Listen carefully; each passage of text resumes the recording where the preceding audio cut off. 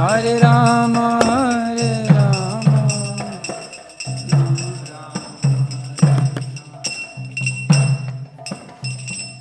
Ram Vishnu Pada Paramahansa Parivajacharya Ashtotar Shati Shishiman A.C. Bhakti Vedanta Swami Srila Prabhupada ki Jai Vishnu Pada Krishna Prasthava Jai Vishnu Pada Paramahansa Parivajacharya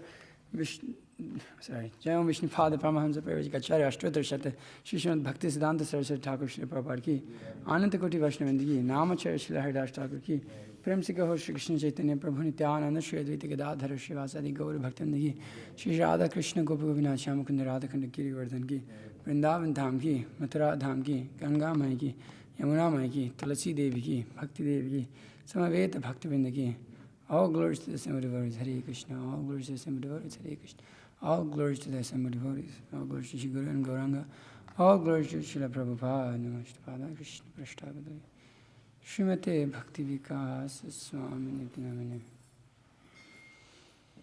Om Namo Bhagavate Vasudevaya Om Namo Bhagavate Vasudevaya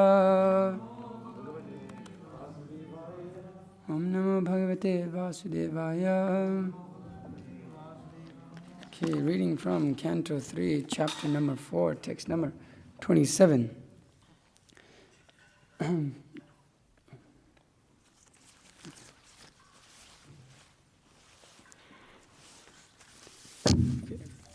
Shri Shukaha Vacha Iti Saha Vidurena Vishwamurtihi Guna Kathaya Suddhaya Plavita Urutapaha Kshanam Iva Puline Yamaswasuhu Tam Samushitaha Aupagavihi Nisham Tataha Agat Shishiko Vacha Iti Savidurena Vishwamurte Gunakathaya Suddhya Plavito Ruptapaha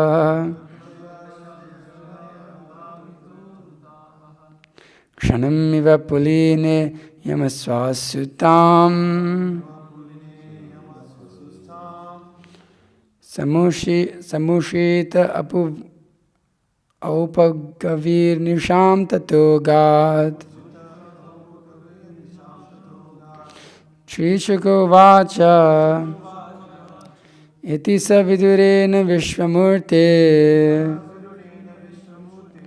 Gunakathaya Suddhya Plavito Rutapaha Kshanamiva Puline Yamaswasus Kshanamiva Puline Yamaswasustam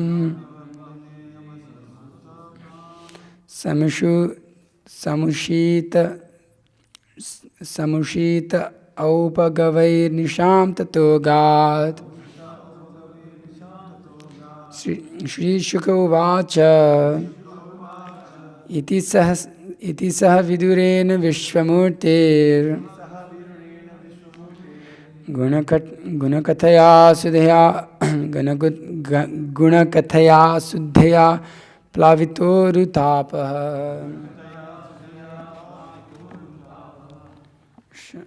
Shanamiva Puline Yamaswasustam Samushita Apugavai Nisham Tatogat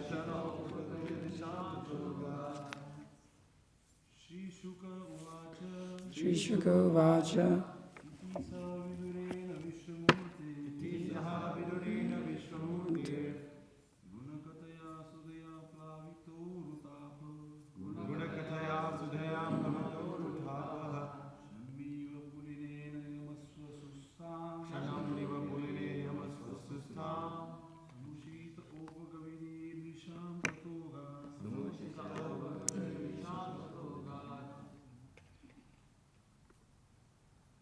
Sri Sukavacha Iti Saha Vidurena Vishwamurte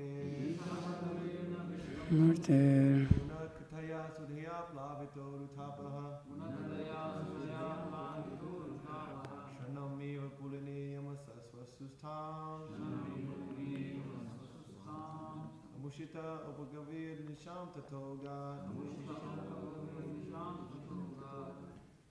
Shri Shuka Uvacha Shri Sukavacha Iti Saha Vidurena Vishwamurte Iti Saha Vidurena Vishwamurte Gunakataya Sudhaya Plavito Rutapaha Gunakathaya Sudhya Plavito Ruthapaha Shanam Iva Puline Yamaswasustam Shanamiva Pulineyama Sasvastustam Samushita Aupagavir Nishanta Toga Amushita Upagavir Nisham Tatoga Mataji's. Sri Shugavacha Iti Saha Vidurena Vishwamurte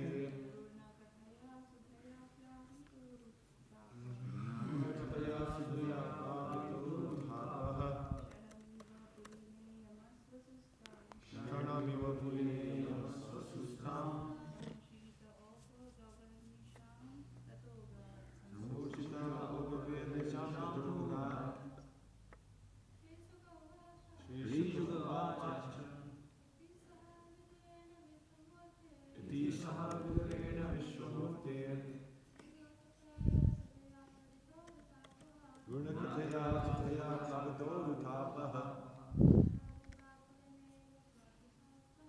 Shanamiva Pulineyama Sasvastustam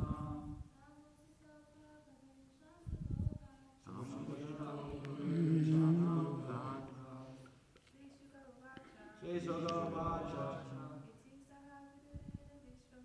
Iti Saha Vidurena Vishwamurte Gunakathaya Sudhya Plavito Ruthapaha Shanamiva Pulineyama Sasvastustam Amushita Upagavir Nisham Tatoga Okay. Shri Shukavacha Shri Shukadeva Goswami said, Iti, thus, Saha, along with Vidurena, Vidura, Vishwamurti, of the universal person, Gunakathaya, in the discourse of transcendental qualities, Suddhaya, nectarine, Plavita Urutapaha, overwhelmed by great affliction, Kranam, moment, Eva, like that, Puline, on the bank of Yamaswa Suhutam, River Yamuna, Samushitaha, passed on, Aupagavaihi, the son of Aupagava, Uddhava, Nisham, in the night, Tataha, thereafter, Agat, went away. Translation and purport by His Divine Grace, A.C. Bhaktivedanta Swami Srila Prabhupada Ki Jai. Translation, Shukadeva Goswami said, O king, after thus discussing with Vidura the transcendental name, fame, qualities, etc. on the bank of Yamuna, Uddhava was overwhelmed with great affliction. He passed the night as if it were a moment, and thereafter he went away. Purport.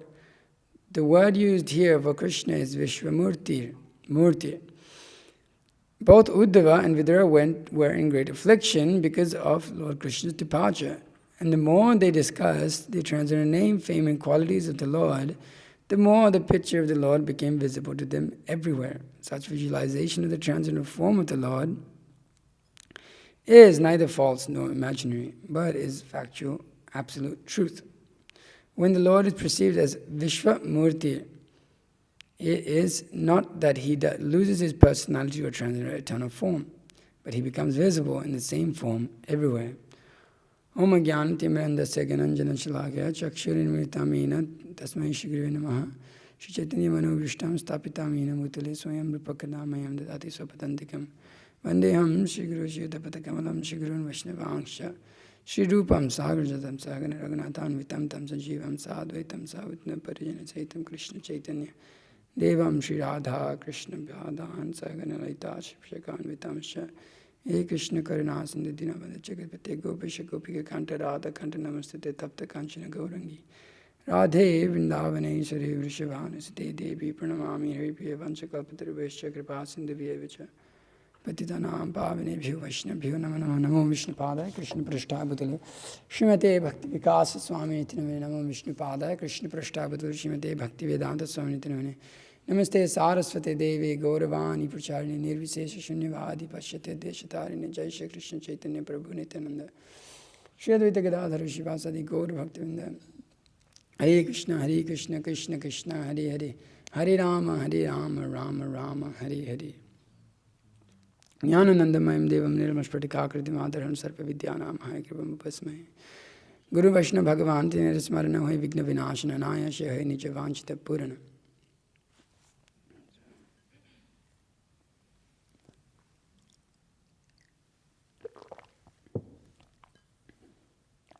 So, here we have two great devotees of the Lord coming together. And just like in the battle of Kurukshetra, when all of the Pandavas and the Kauravas, they were stationed in their respective fields, what did they do, O Arjuna? O Sanjay. What did they do? What happened? Dhritarashtra is asking like that. And here we can also see that two devotees of the Lord are meeting, Uddhava and Vidura. What did they do? Well, it's kind of obvious what's going to happen on the battlefield of Kurukshetra. They're there to fight. But we're eager to know what is going on. We're eager to know, even between Vidura and Uddhava, what did they do? What did they discuss? Parikshit is very inquisitive to understand the position of Uddhava and Vidura and what they discussed. How did they discuss? What were their feelings? What was their mood? What was their attitude? What was their circumstance? All of these things are being discussed. And they're very pleasurable, although you could say in one sense directly, it is not to do with directly or indirectly, you could say from a material vision, it is not, Krishna is not particularly there and performing a pastime right there. But at the same time, you could say he is, because we see the pure devotee, wherever the pure devotees are, Krishna is there. But to our vision, you could say, Uddhava is there and Vidura is there, Krishna is there, so why are we discussing this? Well, the Srimad Bhagavatam is that which is in relation to the Supreme Personality of Godhead, to his pure devotees, his paraphernalia. In one place, in one purport, Prabhupada defines the devotees of the Lord as a part of his paraphernalia. So, here, the two great devotees of the Lord are discussing Nam, Guna, Rupa, Leela, etc. And so these different, you could say, features of the Lord, they're all one in that sense, but different at the same time. Krishna Nama, Guna, Rupa, Krishna Leela, Vrinda, Krishna Swarupa Sama Sabachchidananda. So the holy name of Krishna, his transcendental qualities, pastimes, as well as Lord Krishna himself, are all equal. They're all spiritual and full of bliss. So here we see that these things are being discussed by Vidura and Uddhava. The Nama, Rupa, Leela, all of these things are being discussed by the pure devotees of the Lord, and we don't expect anything less. It's not that you read the Bhagavatam and the two of the pure devotees of the Lord are going to speak about the soccer match that happened last week, or whatever games they may have played, or whatever. But there is nothing less expected of the pure devotees of the Lord, that they will always be discussing on this level of Krishna consciousness. And in that discussion, because like we're reading here, that the name, form, qualities, pastimes, they're all the same. They are Krishna. That the devotees of the Lord, they're able to see them and they're able to meditate upon them. But not everyone can understand that. Even we cannot understand that most of the time. I cannot understand that. Specifically mentioned here, Vishwamurti and Srila Prabhupada comments that they are seeing Krishna everywhere, not like the Mayavadis or the Shunyavadis or the such and such, who just tend to make up some idea of meditation. Meditation means to concentrate the mind, to focus the mind, to absorb it in a particular subject matter. So many people have many different opinions of what to meditate upon. You can meditate upon the one hand sound clapping, whatever that means. Or if you're a karmi, you can meditate upon whatever, the car that you want, or the house that you want, and you can put it on your fridge, and that's your meditation. And I am beautiful, I am wealthy, I am a millionaire, and that's their meditation. And then we've got the Mayavadis and the impersonalists who meditate upon try to meditate upon the all-pervading aspect of the Lord. So we see here different people with different ideas of what that meditation is, and often their idea of this meditation is that means of that meditation, which is whatever, focusing on a particular thing, is the end also. So it's like you focus, let's say you focus on some Mayavadis and all of that, they meditate on Vishnu. But once they feel, okay, I'm meditating, then I'm in a samadhi, now beyond Vishnu.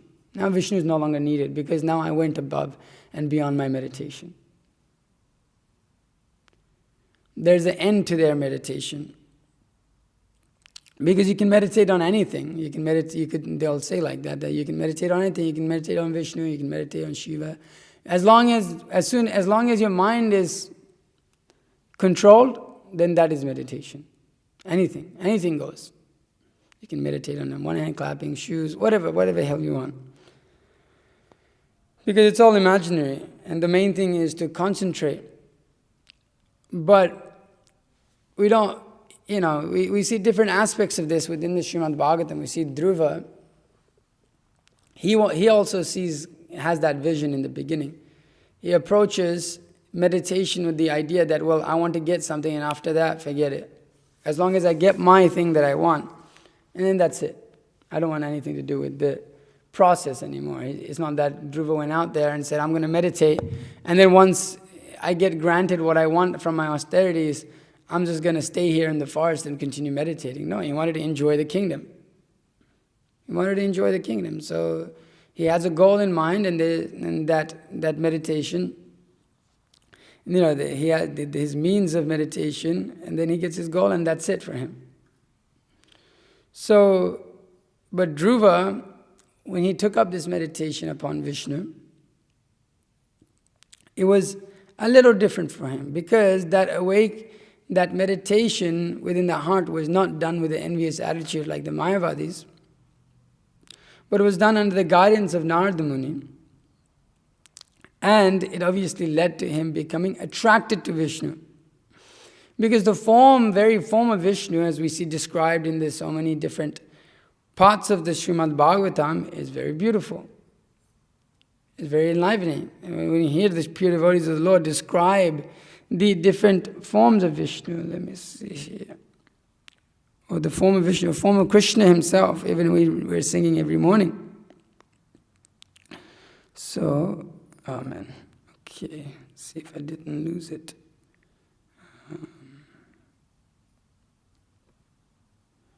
Okay, I think I might have lost this one. Okay.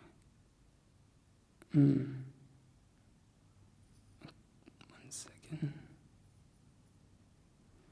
Okay, anyways, I lost it.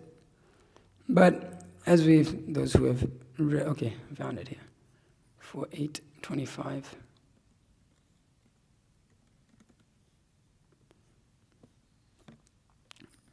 4:8:25. Okay, all right, I did lose it. 4:8:45. Okay, sorry. So here, that the form of the Lord described herein, the Lord's face is perpetually very beautiful and pleasing in attitude. To those devotees who see him, he appears never to be displeased.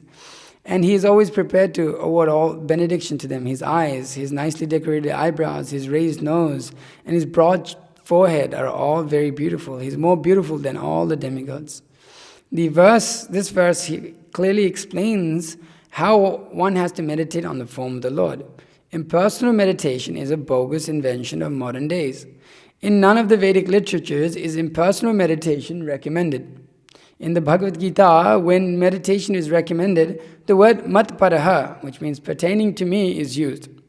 Any Vishnu form pertains to Lord Krishna because Lord Krishna is the original Vishnu form. Sometimes someone tries to meditate upon the impersonal Brahman, which is described in Bhagavad Gita as avyakta, meaning unmanifested or impersonal. But it is remarked by the Lord himself that those who are attached to this impersonal feature of the Lord suffer a very troublesome task because no one can concentrate on the impersonal feature. One has to concentrate on the form of the Lord, which is described here in connection with Dhruva Maharaj's meditation. As will be apparent from later descriptions, Dhruva Maharaj perfected this kind of meditation and his yoga was successful. So that attractive nature of Vishnu, Krishna, one who attracts all, is naturally attractive to the mind, is not something one has to invent. It's not that one has to strain oneself. It is natural to the living entity to be attracted to Vishnu, to be attracted to Krishna. But due to one's nature of living in this material world for so long, one cannot see how that is attractive, because we try to sometimes listen to classes in Krishna consciousness, hear Srimad Bhagavatam class, we fall asleep, we get distracted in our phones, we're all over the place most of the time when we need to hear. But when we're actually focused and we become purified, we see the pure devotees of the Lord, they're always absorbed in hearing of the pastimes of the Lord. So instead of this bogus impersonal meditation, this which is unnatural, and people who understand that it's unnatural, therefore it's so straining. But that meditation which is natural to the living entity, which is naturally attractive to the soul, is recommended, or it is the platform in which one can actually start to experience real nectar. Because Dhruva Maharaj, he was only aspiring for something material. But these transcendentalists, they aspire for something higher, and they meditate upon this impersonal Brahman, and such, or Vishvarupa is there, they meditate upon the different forms of the Lord. That is also there in the Srimad Bhagavatam, that is given there, but with the understanding that is ultimately coming from the Supreme Personality of Godhead, which Shukadeva Goswami makes it very clear. But these transcendentalists, if their aspiration does not come to the level of Krishna consciousness, understanding that ultimately that beauty or that meditation is meant to be upon the form of Vishnu, upon the qualities of Vishnu, upon the names of Vishnu, and that they are transcendental, they are not material, they are not just imagination, then they miss out. They rob themselves of the nectar of Krishna consciousness. The nectar that is available in diving into the ocean of devotional service to Krishna. The bhakti rasamrita scented, that which is very tasteful. So they rid themselves from that. As we have that verse, that although they think they are liberated, they are not actually very far at all. So the discussion of Vishnu happens so many times. Like the whole Srimad Bhagavatam is about that. How is it separate? It's not separate at all. It's Srimad Bhagavatam itself is Krishna himself. It's not different at all. So the Nam, Guna, Rupa, Leela, they're all consistently always being described, innumerably. And the more you go on describing, as we have said, that the more nectarian it becomes. Because it has been touched by the lips of Shukadeva Goswami, it has become even more nectarian. Shukamukhad, Dravya, what is it?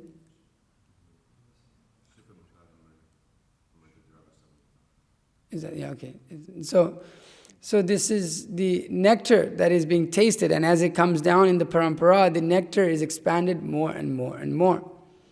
And as we see by our great acharyas, by Jayadev Goswami, by Bhaktisiddhanta Saraswati Thakur, by Srila Prabhupada, by Bhaktivinoda Thakur, by all of our acharyas, Vishwanath Chakravarti Thakur, they continue to expand that glory in unlimited ways of different varieties of tastes and mellows and moods.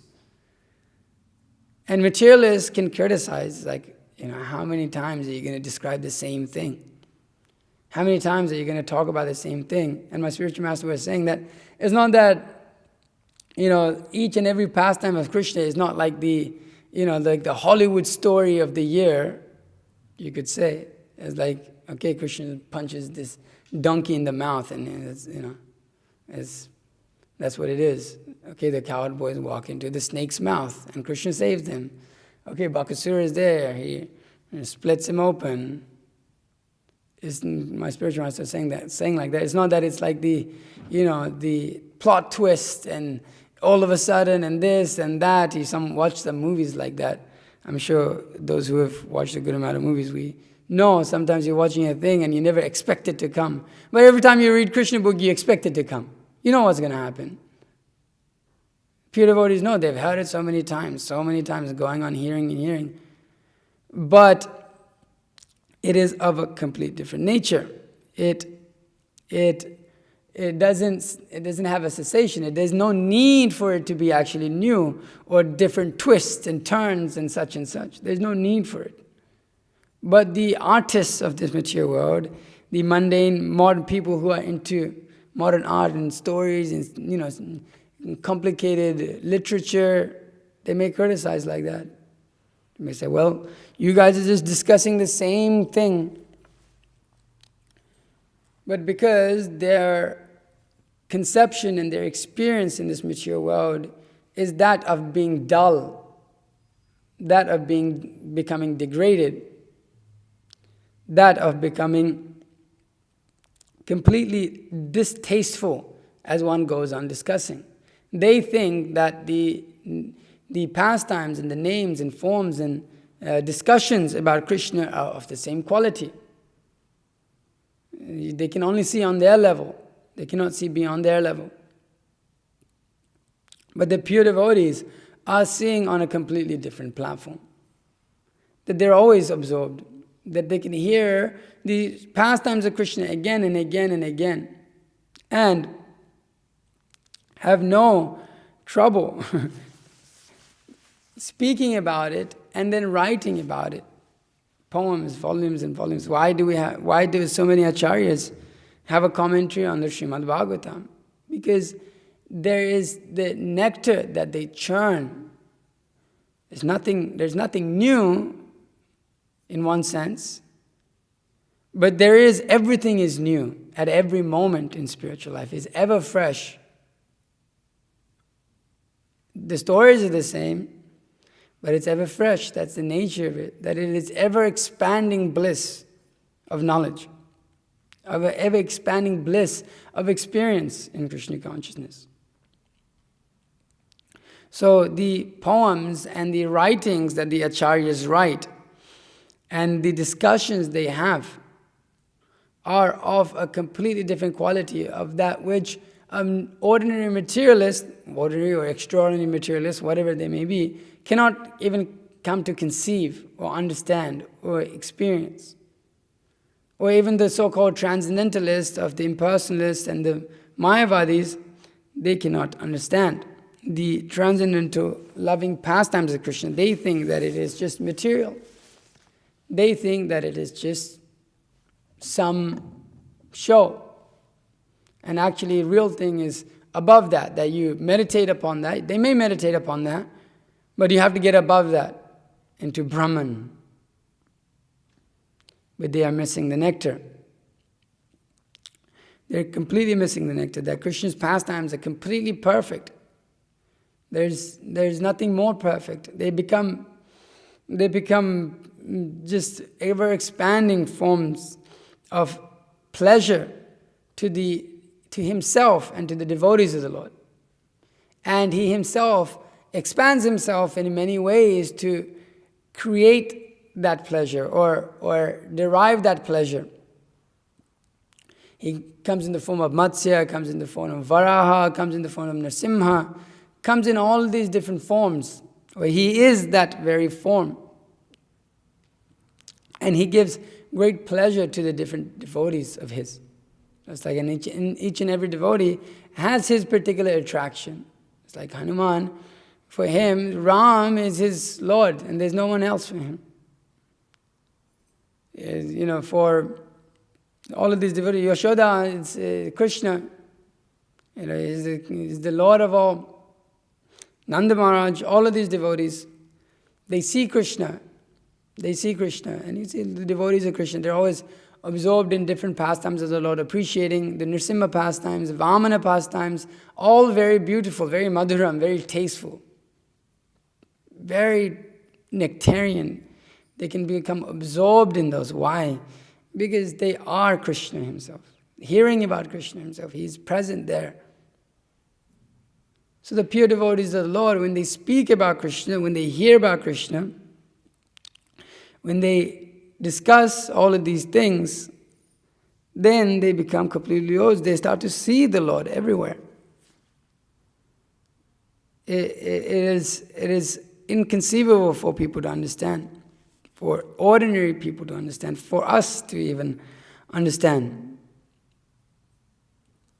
So the pure devotees of the Lord, they're always seeing, just like here, they're discussing.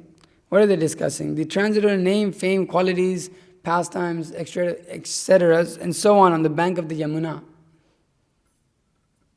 They're seeing Krishna everywhere, just like even when we see sometimes the pure devotees of the Lord, when they see a dark cloud and they're absorbed, they're immediately reminded of Krishna.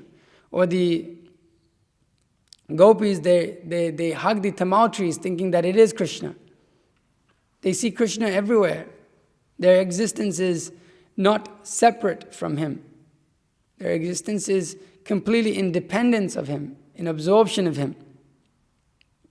And without that,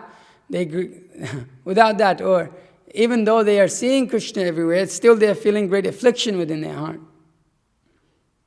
As we've described many times, it is inconceivable that Srila Prabhupada says that before that. This inconceivable meeting and separation that is there between the pure devotee and the Lord himself. So it is not that that Krishna becomes impersonal. It is Vishwamurtir. It's not that Krishna is impersonal. Krishna himself, as Prabhupada says here, is that it's not that he loses his personality or transcendental or eternal form, but he becomes visible in the same form everywhere. The devotees of the Lord, they're able to see Krishna everywhere they go. That is their position, that is their vision. There's nothing separate from that vision. And so even on the platform, those devotees, us who are practicing on the platform of even neophyte, at least I can say for myself, although we are not able to see the Lord everywhere, we can start to at least understand that this platform of devotional service is very relishable. It is very tasteful. Hearing the pastimes of Krishna, although you can hear them again and again, just like when the pure devotees, they think, oh, what did Krishna do today? Oh, he took the cowherd boys, and he took the calves, and he went out to the pasturing grounds, and he wrestled with the other cowherd boys, and he killed this demon, or this happened, and that happened. They derive great pleasure out of just discussing the same thing, and again and again. It kind of looks like a madhouse a little bit. What are these people doing? They just keep talking about the same thing every day. Same story every day. Same book every day.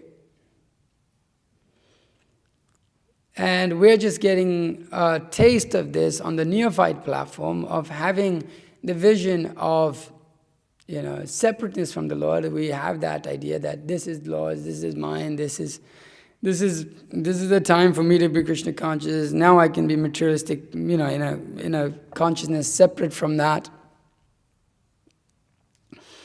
But we can hear when we are absorbed. We have experience of that when we are absorbed in the hearing of the pastimes of the Lord. Then it is very enlivening. It is not something that is where, we heard it once. Okay, I read Srimad Bhagavatam once. Okay, I heard about Prahlad once. I heard about Dhruva once. I heard about Chaitanya Mahaprabhu's pastimes once. That's enough. No, but when we constantly going on describing again and again and again, when the speakers, when the spiritual master is speaking, there is enlivening. It's enlivening.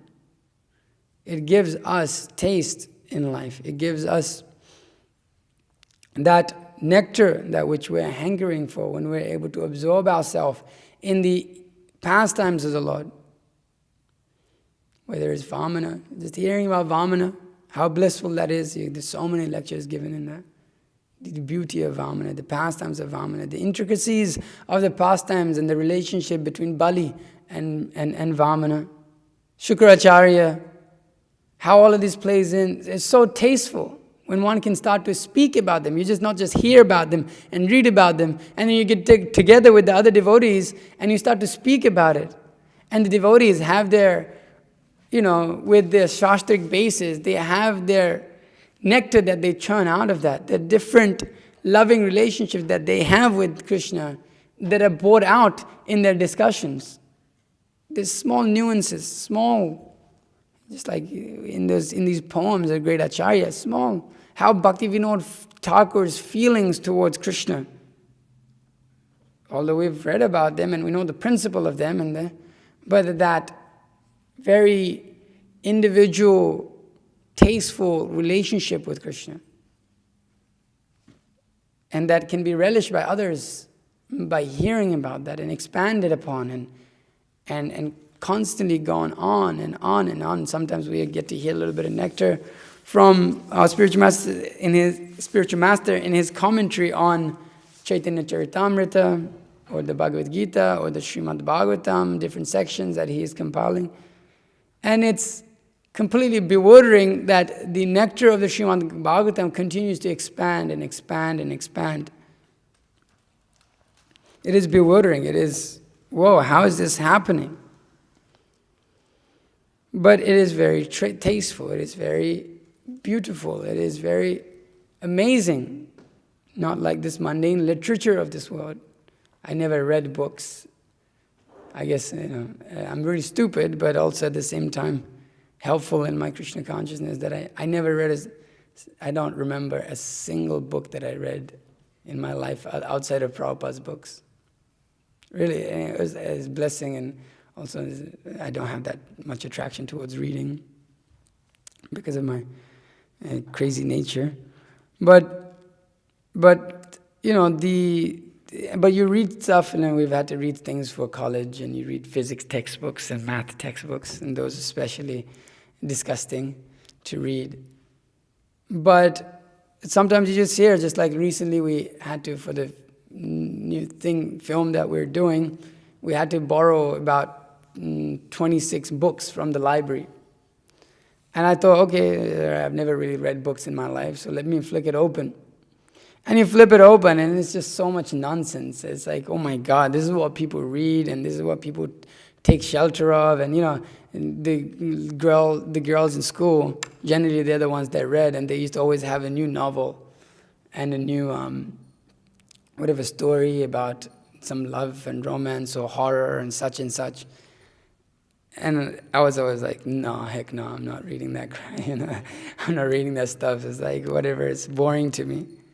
But then when I picked up Srila Prabhupada's books, when I picked up this Science of Self-Realization specifically, all of a sudden a great attraction arose to hear from Srila Prabhupada, to read what Srila Prabhupada has written, And from that, a greater attraction arose to read Bhagavad Gita and Srimad Bhagavatam and such and such. Because that, when you get to experience that, when you start to get a little tiny glimpse of what that spiritual nature is, then there is great attraction. There is a wanting to become absorbed. We all, I hope we all do, we all want to become absorbed in Krishna consciousness. We do. That is our, internal desire.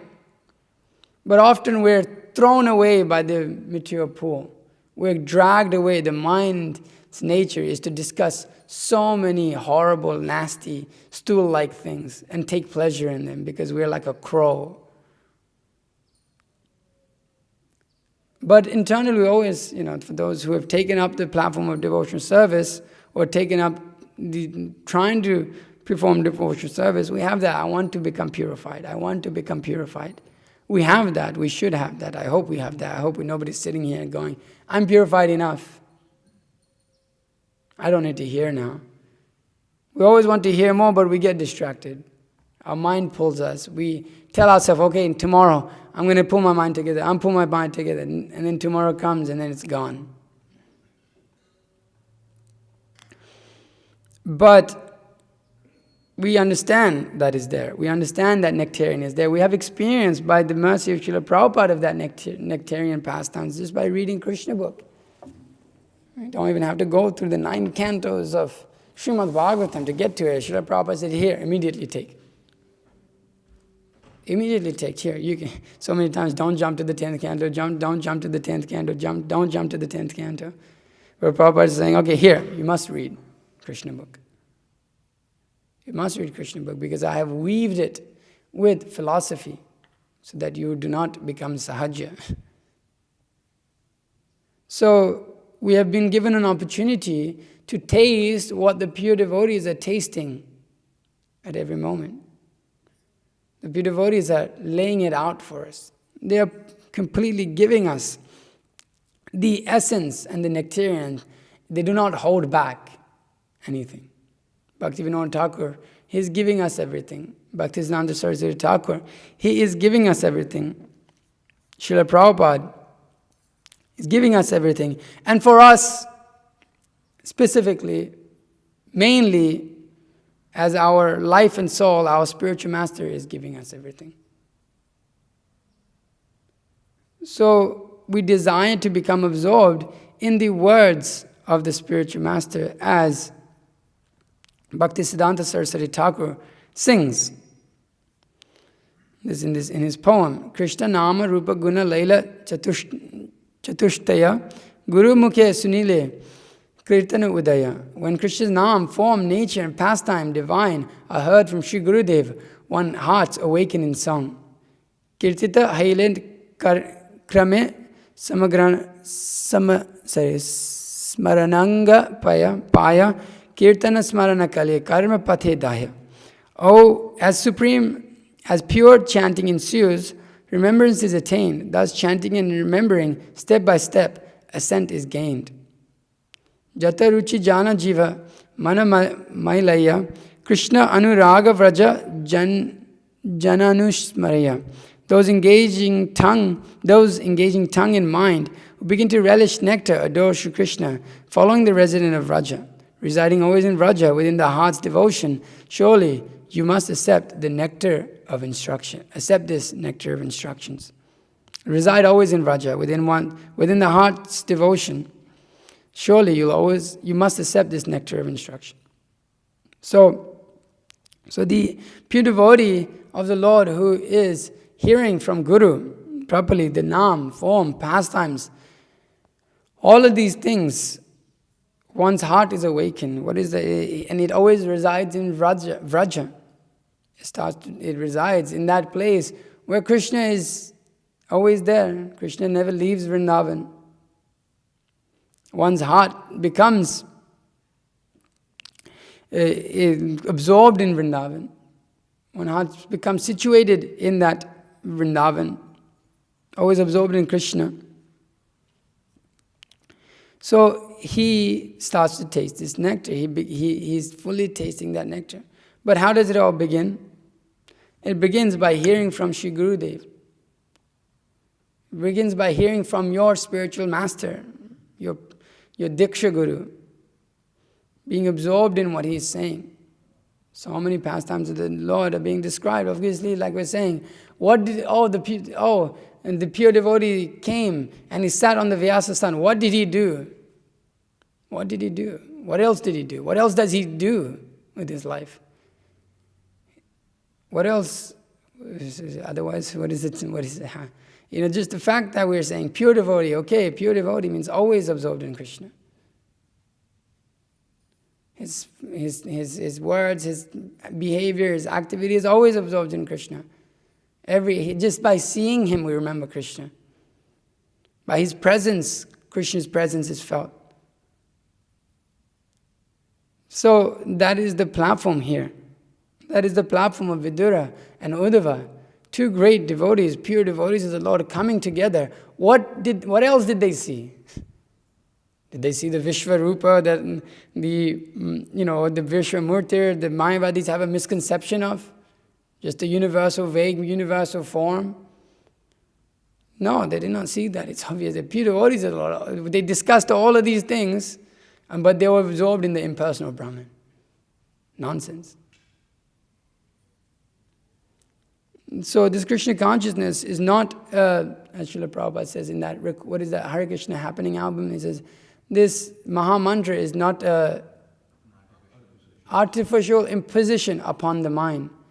The pastimes, name, form, qualities are not the artificial imposition upon the mind, like these meditators, impersonalists, materialists. They are factual. And so to give a translation or to give an understanding other than that the pure devotees of the Lord are seeing Krishna constantly everywhere, it is not proper. It is bogus, as Srila Prabhupada says in this purport over here. It's a bogus understanding. They are seeing Krishna is visible in that same form, Shama Sundar. Very beautiful. Achinta Gunasarupam, unlimited qualities. He is one who is conquered by, one who conquers Cupid. They're not seeing some impersonal light. They're not seeing some impersonal, universal thing. They're seeing Krishna, the person, the beautiful person, the attractive person, the supreme friend of all, Govinda, Madhava, Hari. They're seeing him face to face, as Srila Prabhupada says, as he promises us. That you go on doing this and you'll see Krishna face to face. And here we go, Uddhava, Vidura, prime examples of that. Srila Prabhupada. And so we can be absorbed like this. We can be absorbed in our devotional service to Krishna, then we can also see Krishna. We can feel that separation. We can feel that great affliction from, overwhelmed with great affliction in time. Because the process of pure devotional service is very purifying. It purifies us. So we see here this pastime taking place, and we can take great inspiration to see Krishna in our lives, in every part of our lives, to remind ourselves, for the pure devotee, every single thing reminds them of Krishna. So we can also be reminded of Krishna. We can see how this world is Srila Prabhupada often says that this rose is not material. He said in one lecture, he says, this rose is not material. You are making it material. It belongs to Krishna. But you see it as a vision of enjoying it for yourself. You are creating Maya. So you are creating illusion by what? By seeing it different from Krishna. You are creating that. But the pure devotees, they see everything in relationship to Krishna. So we should, by reading Bhagavad Gita, by chanting Hare Krishna, we should develop that vision. That vision should come. That these living entities, this material world, they are all coming from Krishna and they're for the enjoyment of Krishna. When we start to develop that vision, then that becomes a spiritual vision. Then that which is material becomes spiritualized, or is spiritual in its original constitution because it's coming from Devi, it's coming from Krishna, who is completely spiritual. Just like we have these vehicles, we have these cameras, we have these computers. They're being used in the service of Krishna. They are Balaram, paraphernalia of the Lord. Why? Because we're seeing them as paraphernalia of the Lord. We're seeing, okay, this is Krishna's property. This is this is meant to please Krishna. We don't ever think to go and play that mridanga in some band. It almost feels like might as well tear my heart and stab it with the freaking knife to see a mridanga being played in some karmi band. We see that, we identify that as non-different to, it's like it is devotional service to Krishna. We can see that vision. We don't see this instrument. We can't imagine using some of the vehicles that we have for the purpose of going and taking a girl out. Can anybody see that? No, it's disgusting. Spit at that thought. Can't imagine taking money from Sankirtan and going and using it for your own personal sense gratification. Okay, let me go to the store and buy a bunch of karmi grains. Right? Ever had that thought? Let me go buy a bunch of ice cream, let me buy a bunch of, let's go to McDonald's and get a vegan burger. So we have that vision, we do. When that feeling of disgust comes, using Krishna's paraphernalia outside of his service, we have been lucky enough to be given that vision. Oh, I cannot. How can I steal Krishna's money? How can I take Sankirtan money and put it in my pocket and accumulate it and go and use it for something else? And we've seen it done. I've seen it done many times. Known people that do it. But we're lucky if we're feeling that disgust in our heart, when even that thought comes sometimes, even if that creeps in, it's like, please, Lord, don't ever let that act out. Please, Lord, save me from this. So we are being, by the mercy of the Acharya, by the mercy of our Guru, we have developed that vision to try to come to the platform of Anyabhilashita Shunyam, that develop that desire to not have anything other than the Lord's service. But that has to be furthered. These are all, you could say, one sense external, money, this and that. External in the sense that it's easier to see that. But then that vision has to be developed further into internal vision, to see our desires as more one with the Lord. That we should become disgusted when our desires become other than the desire of the spiritual master. We should become disgusted when our desires become other than the performance of devotional service. When that arouses in our heart, we should become disgusted, just like, who is this king? It's a king that prays that when I think of sex at the thought, I spit. What is it? Yamunacharya. So for, subtle, even sex desire, it seems far, it's like, when will I get that time when I'll spit at that thought? But we can be enlivened and encouraged in the sense that we already have that to some extent because of because hearing from Shri Gurudev. So we should stay encouraged in that and push towards that, not to go off the path. And the more we develop that vision, or you could say it's the other way around, the more we become absorbed in hearing and chanting and take pleasure without any other motive, the more we become attentive, then the more we'll be able to see that in our lives, disgust. When we see material life, it's disgust. When I see these university kids at this university, it's like disgust. I feel disgusted, but then then so many other things, personal desires, you try to exercise those and such and such. But we all have that. We're not excited to go and dive into the pool of material nature. So this form, name, pastimes, we're getting a glimpse into the unlimited nature of that bliss of Krishna consciousness. But we have to force ourselves to absorb. And people will criticize, why are you forcing? Why? Because we understand that is required.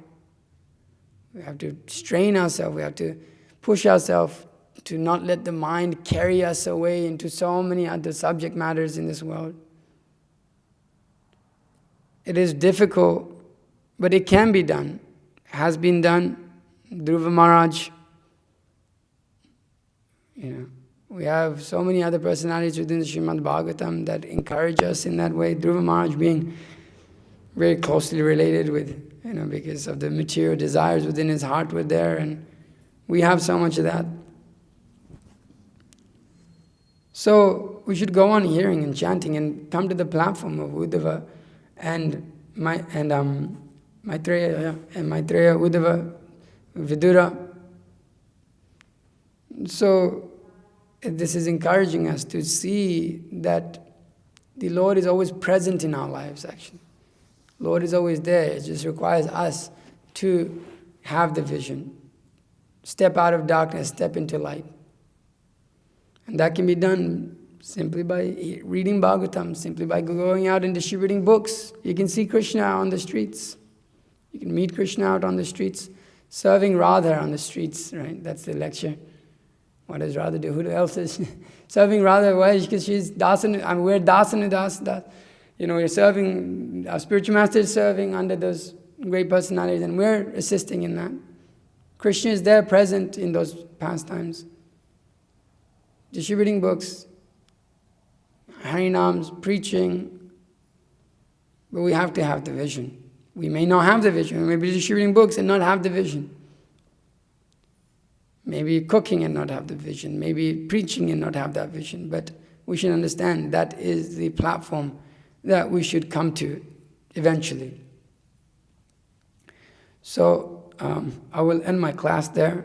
Please feel free to give any comments or criticism or any questions. Okay. Anything? Yes, Lakshman.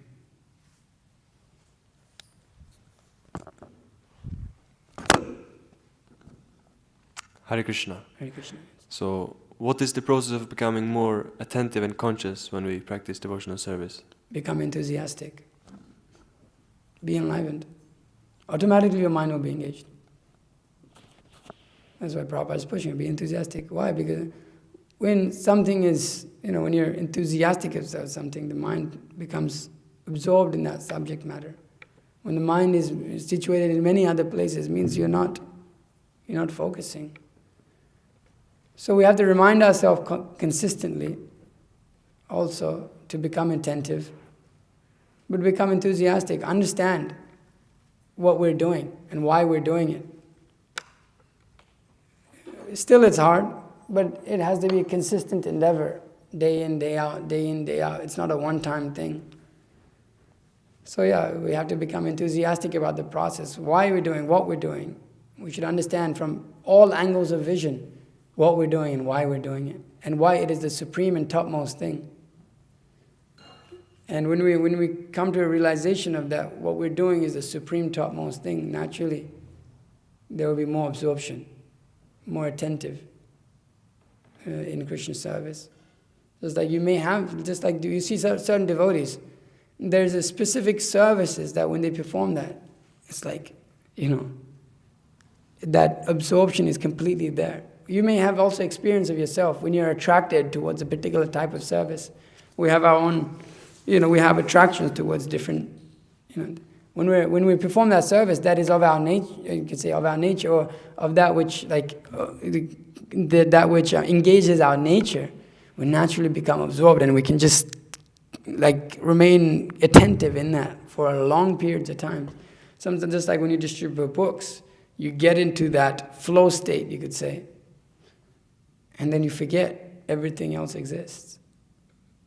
You forget even the temple exists, and you forget that like you got to come back. Sometimes you forget that you got to leave Sankirtan because you're just like out there, and you forget what time it is, right? Who has that on Sankirtan, right? Everybody who's distributed books, you kind of just lose track, and you look at the time, and it's like 8 o'clock at night, and you're like, oh my God, I want to keep going. Why is that absorption there? Why is that? And that's attention, right? When you just like one-pointed attention comes about, because we're enthusiastic. We've been granted that vijnana, realization of how important that activity is. So then it's easy, right? Then it's easy. But then when we like sometimes chanting japa is the best example. When they don't have understanding that Krishna is there, or realization that Krishna is right there listening, that Krishna is, present there in that name, and how important that activity is in our lives. Generally we neglect it, or do this here, do this there, talk about this, talk about that, and halfway through your japas. So that realization is, we may not be super enthusiastic about chanting rounds. When is my rounds going to be done? So when we start to realize the nature of that service, when we start to become enthusiastic in performing that service, we get a taste for performing that service by having enthusiasm in it, then that attention is naturally come about. Naturally. It's not unnatural. We're saying we have to push ourselves to do it because we have to control that other nature. That's what it means to push ourselves, to control that materialistic tendency. But when we become situated in devotional service, it is all natural. Just like that, because the book distributors have that experience of that flow state. It's like that. Actually, it should be like that all the time in devotional service. Just consistently absorbed without having to strain. Sometimes you say, I want to sit down and just chant my japa of straight 16 rounds. And one round in, you're like, oh man, I need to get up. I want to walk around. I want to go see that. I want to go do that. I need to do this. I need to do that. So, we have experience of that, and we can see how our attention can be completely directed in one place. And so it just means taking that, and you can apply the same principles you apply on book distribution everywhere else. It's not different. You should analyze. That's what it means to have vichar, to have internal Krishna conscious thought. Oh, this is happening on book distribution. How do I translate this? This is the easiest way for me to become absorbed in Krishna consciousness. How do I translate this to my reading? How do I translate that to my chanting, my hearing? That's all it takes, that vichar, to have that consciousness. Oh, look here, I'm seeing my Krishna consciousness work the best. How do I translate that in my cooking, in my cleaning, in my chanting, in my all of these things? You can do that. So in this way, you can become more attentive there's some practical things that I've seen in my own life from book distribution. For me, that was the realm which started to open up that whole, oh look, I can be absorbed for 10 hours in serving Krishna and not be distracted in any way. All you care about when you're distributing books, as sometimes me and Abhimanyu Sutta would compete, is the books going out. You don't care to eat, you don't care to take a nap, you don't care, none of that. You just want to jump out of the building as soon as the Bhagavatam class is over, and you're going to get on the streets and you're going at it for 10 hours. So we have experience of that by the mercy of Srila Prabhupada. So like this. Is that okay? Yeah. Okay. Anything else? Yes, Charandeep.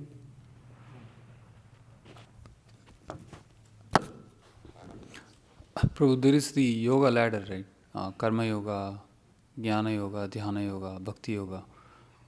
Does seeing the universal form come at any of these stages of the yoga ladder?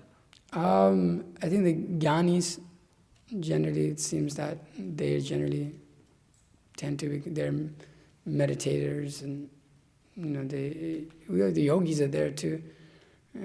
But it seems like jnanis tend to do that they're generally speculating here and there in the personal form and this and that.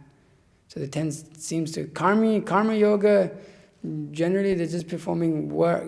Karma, the karmis. When you say karma yoga now, there's like obviously we have that within Krishna consciousness, but those who are just performing karma, generally they're not so well situated like that. So it's like jnanis, they study, literature, and they come to different conclusions and like that. So seems to be on that platform. Anything else? Any comments? Anything from the men now? Okay, Mataji's, any questions? Yes.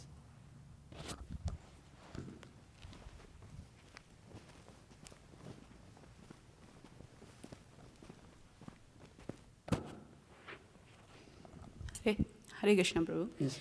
My question is like, we always get inspiration from Bhagavata. When two devotees met, we should always meditate upon Krishna. But I have seen many times like devotees, when they met, they are doing services. Like sometimes it happens like little inconvenience. There may be some quarrel, arguments or like that. And they just forget about everything. And like they just forget about dasanudas bhav. So they don't understand like how to behave that time. So how to understand that? Sorry. How to understand that? Yeah, we're not pure devotees. The pure devotees, when they get together, they discuss about Krishna. But on the platform of neophyte, then the Bhagavatam gives those classifications.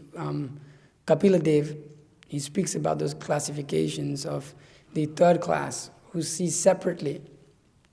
They perform devotional service, but it's done with some separatist idea. So we may be performing devotional service with a separatist idea. As soon as what does that mean? Well, as soon as it's not satisfying to me, then that whole mood and attitude, the ideal mood and attitude of a devotional service falls apart. And that's how you can judge a devotee. Because if you're in the right position to judge, generally you'll see those devotees, even when they are put in a position which is not particularly pleasurable, like it's a difficult situation, they'll never lose that mood and attitude of a servant, independent of what kind of position they're put in, whether they're trampled, or whether they're put on a pedestal, whether they may be a guru or they may be a toilet cleaner. The standard mainstream, the mula, the root, you could say, or the main trunk of the devotee's life is this dasana bhav. He never loses that. Where there is, even amongst the argument, there may be sometimes between devotees, there's always that. But you'll see it immediately, or somebody may upset someone else, somebody may instruct someone else in a bad way, but immediately our mood and attitude is, how do I serve that devotee? How do I please him unknowingly even? So we may have had an argument, and then this and that, and may not be so good. But immediately, even sometimes in that state, your mind tends to take you places, and you immediately, once you realize, then it should immediately be, okay, I was wrong.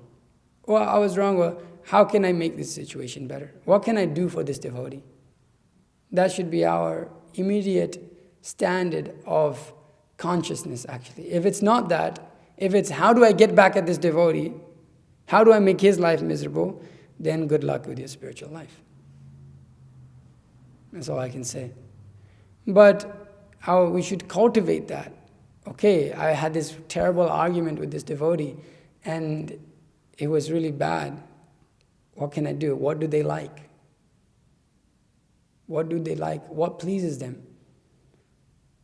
Simplest is prasadam. Simplest, every devotee loves prasadam. So you go out of your way. You go and you cook for them. And you may not even go and give it to them, but it may be something special item that you give to them in order to try to please them. At least that is the mood, and they may not be pleased also, But that's not your business. That's not your business. Your business is to act as a servant. And how things roll out, that is up to Krishna and whatever may happen. So that's the mood overall. That is our mood. Even if there is problems, we always see how can I try to serve this person, and it doesn't have to be artificial. And you may just make it a point that okay, I just want to serve this person, but you may not go on and present the whole thing and be like, here, I made you this. You may not do that. You just may do it from that mood, because you may do that and they may have a reaction to that also. Sometimes it's like that. They may not take it because you made it. It's like that sometimes. So then you have to be expert in how to be a servant. That's what it means to be a servant. You learn how to be expert, be a servant. How do I serve without getting that service rejected? Because sometimes devotees don't accept. Naturally a devotee will never accept service from you. So we become expert in how to serve a devotee without them knowing that you're serving them. But then we should sometimes recognize, this devotee, when a devotee does something very nice, you should recognize, his service attitude is very nice. So that should be our overall mood and attitude, as this is the place, the Krishna consciousness depends on the attitude of the follower. So if your attitude is wrong, then good luck.